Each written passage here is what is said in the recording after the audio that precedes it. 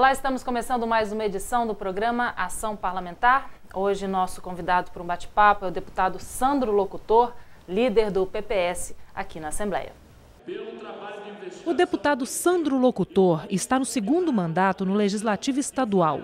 Líder do PPS na Assembleia, foi eleito presidente da União Nacional de Legisladores e Legislativos, a UNALE. Nesta edição, fala sobre o trabalho à frente da entidade, opina sobre o regime diferenciado de contratações públicas e destaca a possibilidade de criar uma nova CPI para investigar imobiliárias, construtoras e cartórios de registro. Deputado, muito obrigada pela presença aqui hoje conosco. Eu que agradeço e quero aproveitar e cumprimentar todos os telespectadores que nos acompanham pela TV Assembleia e pelas demais TVs que agora também faz com que cheguemos em todo o estado do Espírito Santo. E a gente começa com um assunto novo, né? O senhor foi eleito recentemente presidente da UNALE, a União Nacional de Legisladores e Legislativos, né? Inicialmente, queria que o senhor explicasse para a gente qual o principal papel, né, dessa entidade. Muito bem, a UNALE congraça as 27 casas legislativas estaduais, incluindo a Câmara do Distrito Federal, e congraça também os 1.059 deputados estaduais do Brasil. Então, é uma entidade de classe que representa o Poder Legislativo Estadual e também os parlamentares. Nós temos uma história já que completa a maioridade, já agora 19 anos, iniciando o 19º ano da entidade, e a gente tem discutido temas relevantes e serve de interlocução o trabalho da entidade junto ao Congresso Nacional, junto ao Poder Executivo Central da União, para discutir temas importantes, como, por exemplo, a questão do Pacto Federativo, que é uma bandeira que os deputados estaduais de todo o Brasil defendem e que interessa em muito, né, os estados e os municípios do Brasil. Então, hoje seria essa a principal agenda da UNALE? Essa é uma das principais agendas, inclusive teremos no mês de agosto um seminário sobre a reforma do Pacto Federativo lá em São Paulo, na Assembleia Legislativa de São Paulo, proposto pelo presidente da Assembleia, o professor Capês, que será parceiro da UNALE na realização desse evento, com presença do senador Anastasia, que é o relator do projeto da reforma lá no Senado, e com a presença do presidente também da Câmara dos Deputados, Eduardo Cunha. Um seminário que congraçará todos os presidentes de Assembleia Legislativa em São Paulo, e os deputados estaduais certamente estarão lá com um grande número, com grande força, participando desse tema, que é importante. A União fica com mais de 70% praticamente dos impostos, e é aqui nos municípios e nos estados que a gente vivencia os problemas do dia a dia. E nós vamos buscar essa divisão mais justa e mais coerente, conforme preceitua a nossa Constituição Federal. Conforme o senhor falou, então a UNALE foi criada em 1996, né, e representa todos os deputados estaduais e as 26 assembleias, mais a Câmara Legislativa do Distrito Federal, né? O objetivo, então, seria fortalecer os legislativos em todos os âmbitos. Por que essa necessidade, deputado? Porque muitas das vezes a gente acompanha, por exemplo, algumas decisões que são travadas e decididas no Congresso Nacional e que interferem diretamente, né, nos estados, na situação econômica do estado, na situação cultural. Vários temas são discutidos lá no Congresso Nacional e às vezes eles passam por cima do estado. A União, por exemplo, tem uma prática de tratar direto com os municípios, né? Algumas coisas, né, passa por cima do estado e vai direto no município. Vou te dar um exemplo simples. A União vai lá, oferece ao município uma UPA que custa a sua edificação cerca de R$1 milhão e deixa lá por conta do município, né, para que equipe essa UPA e que custeie essa UPA, o que representa, dependendo do tamanho da cidade, mais R$1 milhão por mês. Então, o que acontece? O município não tem condição de bancar essa unidade e aí acaba sobrando também para o estado. Então, a gente precisa estar no meio dessas discussões, fazendo as interlocuções, né, e a UNALE tem esse objetivo. Primeiro, nós estamos fazendo um planejamento de ação para o próximo ano, vamos ter uma marcha a Brasília no início do próximo ano. Antes, porém, vamos fazer 6 seminários de política de mulheres, de juventude, um seminário sobre cidades, sobre segurança, saúde, educação e ciência e tecnologia. Então, nós vamos discutir esse ano esses temas todos e no ano que vem vamos fazer uma marcha a Brasília, indo ao Congresso Nacional, indo ao Presidente da República, levar levar as demandas dos estados, assim, para que sejam discutidos, respeitando a independência dos poderes, mas também respeitando os deputados estaduais. Nós vamos fortalecer o parlamento estadual. É sobre isso que eu queria perguntar para o senhor, sobre essa agenda, né, esse planejamento estratégico que o senhor agora à frente da instituição tem feito, né, justamente para poder levar adiante os trabalhos da UNALI. Deputado, desde a criação da UNALI, ouve-se muito falar sobre a questão do empoderamento do poder legislativo, né? Na verdade, o retorno desse poder, né, ao legislativo, né? Desde a criação, então, da UNALI, como é que o senhor classifica? Houve avanço nesse sentido? Olha só, na realidade a gente, às vezes por omissão mesmo do parlamentar, a gente abre mão de muitas coisas, né? O Poder Executivo estreita a relação com o Poder Legislativo e muitas vezes a gente abre mão até de legislar. Eu, por exemplo, recentemente votei contra um projeto que dá autonomia para o Tribunal de Contas, por exemplo, de ter poder de iniciativa. Infelizmente o projeto foi aprovado na casa, mas são essas coisas que fazem com que a gente perca algumas prerrogativas nossas. Nós vamos fazer um trabalho de orientação dos parlamentares, porque, veja só, nós somos capazes de votar, e é obrigação nossa, a lei de diretrizes orçamentárias. Nós aprovamos o orçamento dos estados, nós fiscalizamos o cumprimento, né, desse orçamento. Por que que mesmo que de forma concorrente, constitucionalmente, a gente não possa ter iniciativas relacionadas às questões financeiras e tributárias dos estados? Nós temos competência para isso. O próprio artigo 60 da Constituição Federal ampara as assembleias até em fazer PEC, né, proposta de emenda constitucional, no Congresso Nacional. E nós estamos fazendo estudo, vamos orientar todas as assembleias para que a gente verdadeiramente tenha a força do Poder Legislativo. Porque, por exemplo, vou dar um exemplo finalizando esse tema, a criação de municípios,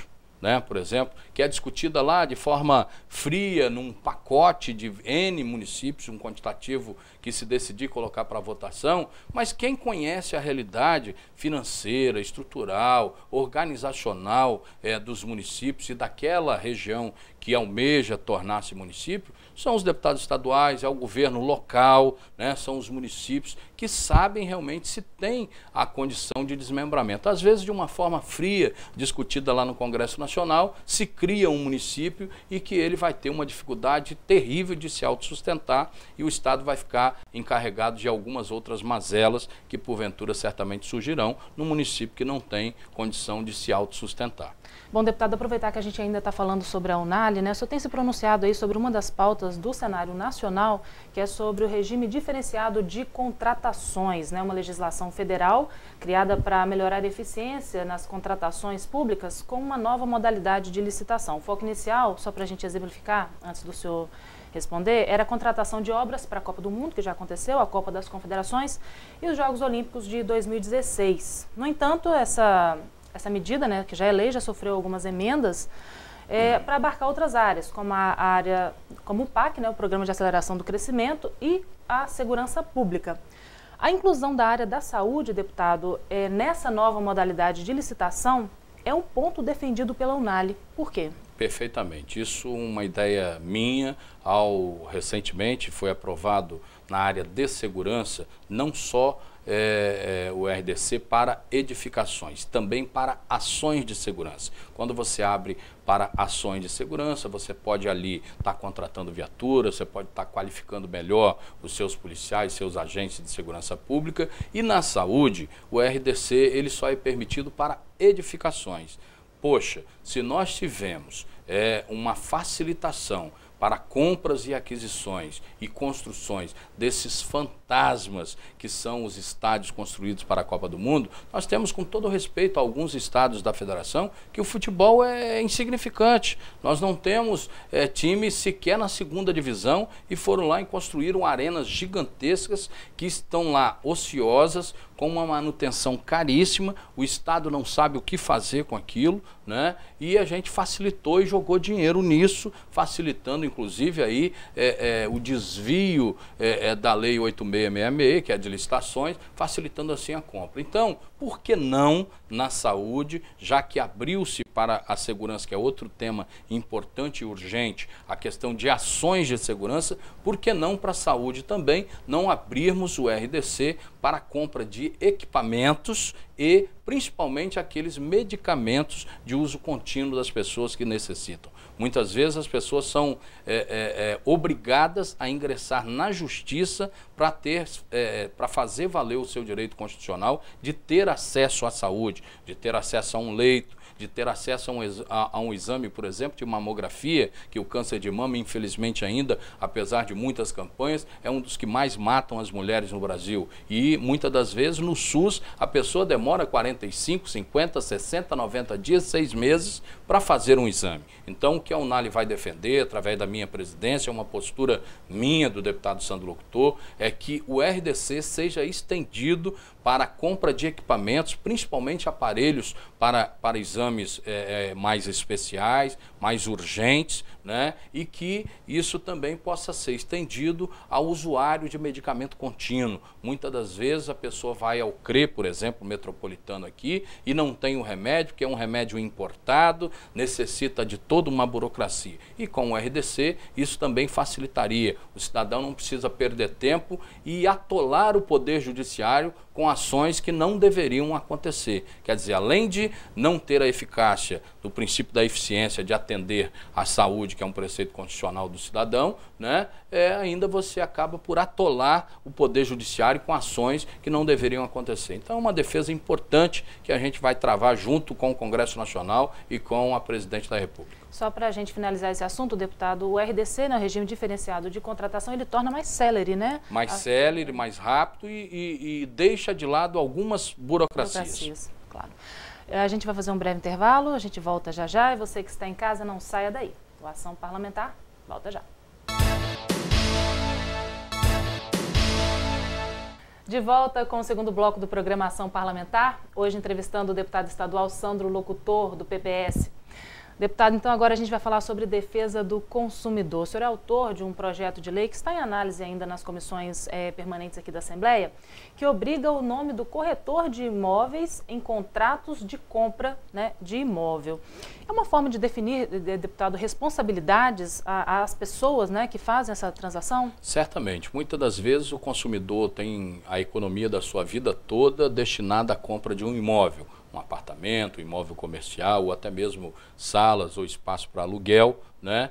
E muitas das vezes esse cidadão ele acaba sendo lesado e as responsabilidades são muito poucas por quem intermedia ou comercializa esses imóveis. Nós fizemos uma reunião com o presidente do Conselho Regional de Corretores de Imóveis, isso foi discutido com o Conselho, eles sugeriram que a gente apresentasse esse projeto de lei e nos contratos de compra e venda passaria a constar, né, o nome desse mediador, desse intermediário aí, com o seu respectivo registro no Conselho Regional, para tornar um pouco mais formal e acrescentar um pouco mais de responsabilidade de quem comercializa esses imóveis, né? Nós temos tido alguma dificuldade no entendimento através da Comissão de Constituição e Justiça. No passado já se tentou esse projeto, fala-se na questão da competência, mas aí é que eu volto a defender a questão da autonomia do Poder Legislativo. Eu creio que de forma concorrente é obrigação do Estado, sim, de acordo com a Constituição, normatizar algumas coisas relacionadas a essa área de defesa do consumidor. Nós temos também o amparo constitucional, exemplo disso foi a CPI da telefonia que fizemos aqui, que no Congresso Nacional não prosperou, e amparados pela Constituição, quando versa sobre direito do consumidor, nós construímos as CPIs em 19 estados da federação. Então, assim, é um projeto importante que eu acredito que vá, de forma mais formal, imputar responsabilidades nas pessoas que comercializam. E se, porventura, o projeto ainda diz isso, se porventura não houver a mediação por parte de um corretor de imóvel, no contrato, né, as partes serão obrigadas a constar, fazer constar no contrato, que não houve mediação de nenhum corretor de imóvel. Então, a responsabilidade são de ambos, né? Ambas as partes. Mas quando houver a intermediação de um corretor, ele é responsável por aquela documentação que é apresentada, principalmente fazendo valer o direito do comprador em si. Até porque ele está recebendo pelo serviço, né? Com certeza, tem uma comissão gorda em torno disso. Bom, o senhor fez já um levantamento, né, e consta que na defesa do projeto que em 40% dos imóveis detém documentação irregular. Perfeitamente. A matéria está tramitando em tempo regimental, né, deputado? Não está tramitando... Sim, em regime de urgência. E ainda vai ser analisado pelas comissões permanentes antes de a votação definitiva em plenário.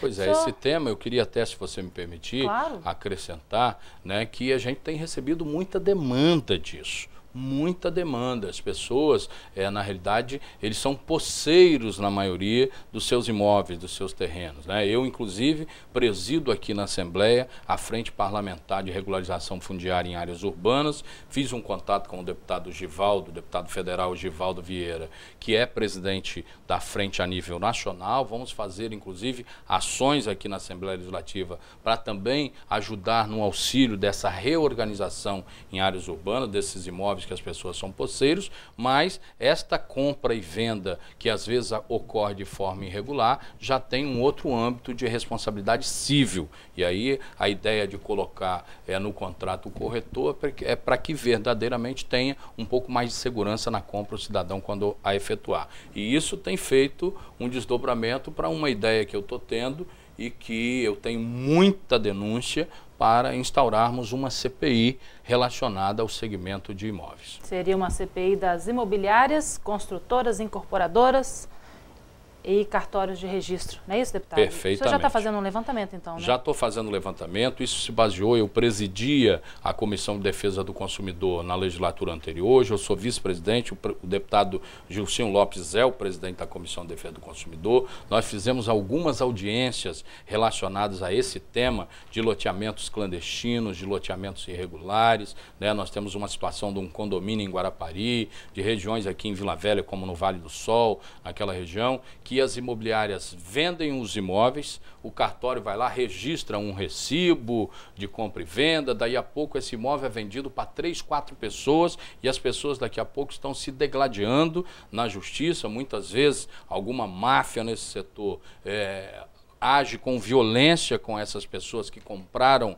de boa fé, né? Porque eles vendem para mais de uma pessoa, muitas vezes esses terrenos, e aí as imobiliárias fogem da responsabilidade, porque tem lá uma gleba de terra, não tem a licença ambiental, não tem as licenças do município, o município se omite na fiscalização, e aí viram muitas das vezes essas invasões, esses loteamentos de forma irregular, a população compra de boa fé e não tem um amparo do poder público para legalizar a sua situação. Numa audiência recente aqui na Defesa do Consumidor, o pessoal tem um problema lá no condomínio em Guarapari, da água e da energia. Vale do Luar? Isso aí, esse é o loteamento Vale do Luar. Eles têm o problema da água e da energia. Nós chamamos a Cesan e chamamos a Excelsa. Os dois querem até adentrar no espaço para poder fazer as suas instalações, porque muitas das vezes as instalações acabam por ser clandestinas, né? E dá prejuízo também para as autarquias, para as empresas aí.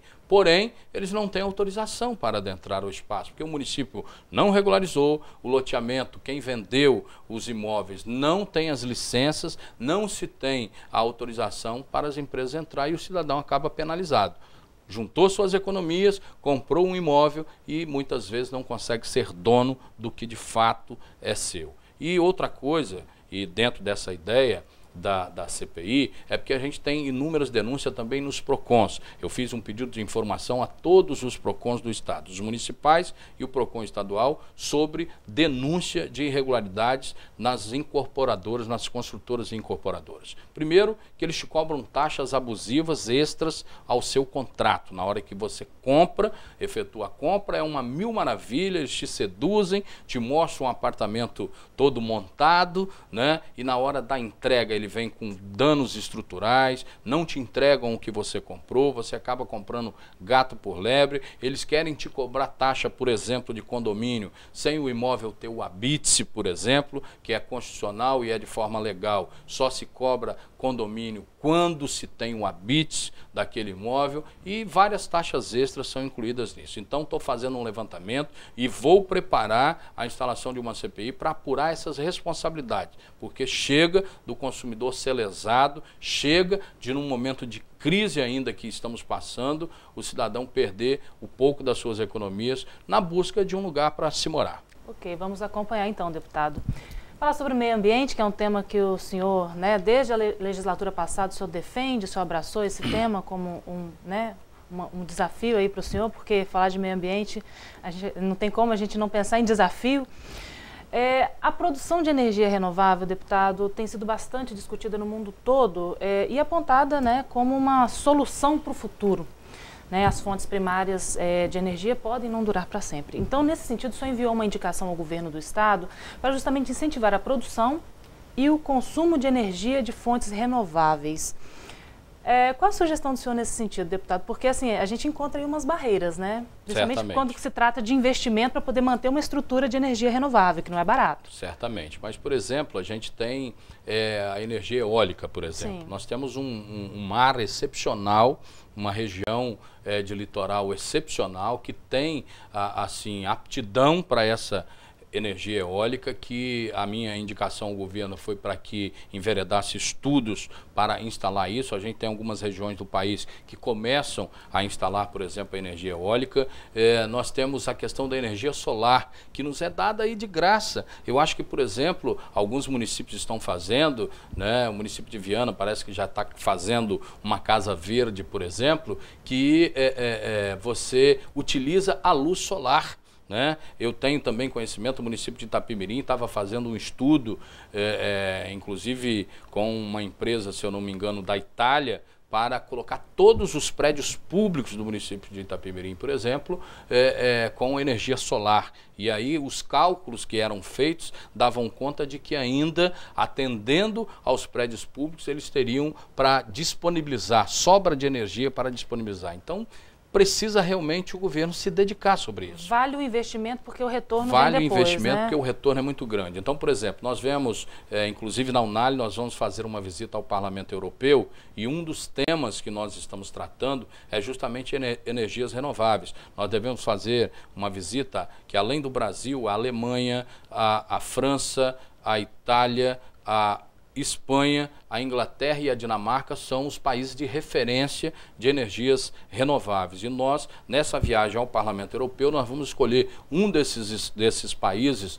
que são referência de energias renováveis também para buscar experiência, até para sugerir, não só para o Espírito Santo, mas para sugerir aos demais estados do Brasil. Esse é um tema que nós vamos estar defendendo gradativamente, buscando as experiências já existentes no mundo. Outra coisa também que nós estamos vivendo a questão da crise hídrica, de forma abrupta no Brasil. O pessoal achou que a água não acabaria e o exemplo está aí. E eu fui, quanto presidente da Comissão de Meio Ambiente dessa casa, um dos idealizadores e juntei forças com vários segmentos, inclusive com o Ministério Público, para se criar a agência de águas no Espírito Santo, que hoje está aí. O governador Paulo Artung trouxe até uma pessoa de fora do Estado para supervisionar essa agência de águas. Tem sido feito um trabalho grandioso. Recentemente teve uma indicação do deputado Rafael Favato, também sobre estudos para a dessalinização da água, e nós vamos fazer uma viagem também, isso para você ver como a UNALI pauta temas relevantes e importantes para o Estado. Nós vamos fazer uma viagem ao Japão para buscar esta questão da tecnologia da dessalinização da água. Então, com estudos avançados lá, e nós estamos buscando experiências para fortalecer os nossos parlamentos, para embasar os nossos deputados estaduais e as assembleias legislativas para algumas sugestões importantes para que o Executivo milite e trabalhe firmemente nessa área que é de suma importância para para a população. Vamos acompanhar e torcer, né, para que melhorias aí venham para todo o estado. Bom, deputado, a gente vai ter que encerrar o nosso programa, né? O tempo chegou ao fim. Eu queria agradecer mais uma vez a participação do senhor aqui conosco. Eu que agradeço, que pena que foi tão rápido, né? É sempre o nosso convidado. Nós queremos deixar um abraço a todos os nossos telespectadores, a vocês da comunicação da Assembleia. A Assembleia está de forma vibrante, ampliando as informações, e é importante mostrar o que o deputado faz. O mandato não é exercido apenas ali no plenário. Nós temos várias ações que faz com que o nosso mandato seja profícuo e em defesa do nosso maior patrimônio, que é a nossa gente. Então, agradeço a você, telespectador. O meu gabinete é o 402, na Assembleia Legislativa, e está à disposição de todos vocês. Muito obrigado. Obrigada. Encerramos aqui mais uma edição do programa Ação Parlamentar. Para interagir com o deputado, você pode escrever para o e-mail dele, sandrolocutor@al.es.gov.br.